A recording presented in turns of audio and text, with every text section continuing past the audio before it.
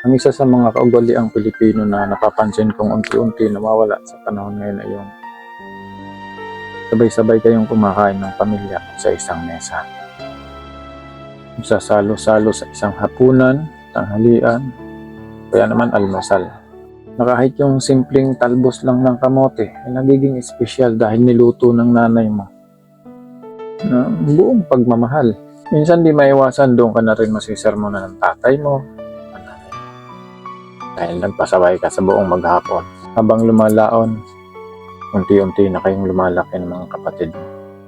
At syempre, di magtatagal, bubuo na rin kayo ng kanya-kanyang pamilya.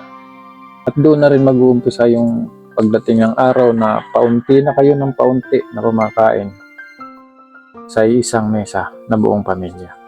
Mga pagkakataon na mapapansin mong tahimik na ang dating hapagkainan na talaga naman minsan ay magulo at maingay. Tapos yung nanay mong tahimik lang sa isang sulok. Habang sumusubo ng kanin sa kanyang bibig ay unti-unti na rin umapatak ang luha. Siguro dala na rin ng pangungulila sa kanyang mga anak na napalayo sa piling niya. Hanggang dumating na yung isang araw na ikaw na mismo ang kailangan na ding umalis. Ang tanging maiiwan sa bahay niyo ay ang nanay at tatay mo na lang.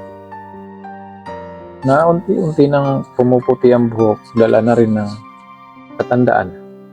Masakit man sa kanila na mawalay ang kanilang mga anak.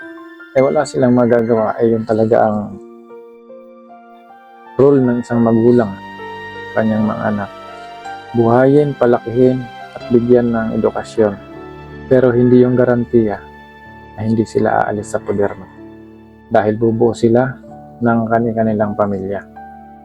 Kung ikaw yung isang anak na kagaya ng ganong klaseng pamilya, tapos matagal na panahon, mula nung umalis ka sa inyo, hindi mo man lang sila nakumusta ng isang beses o nabalikan ng pagkahaba-habang panahon. Siguro ay ito yung tamang panahon para pag-isip-isip mo na kumusta na kaya sila.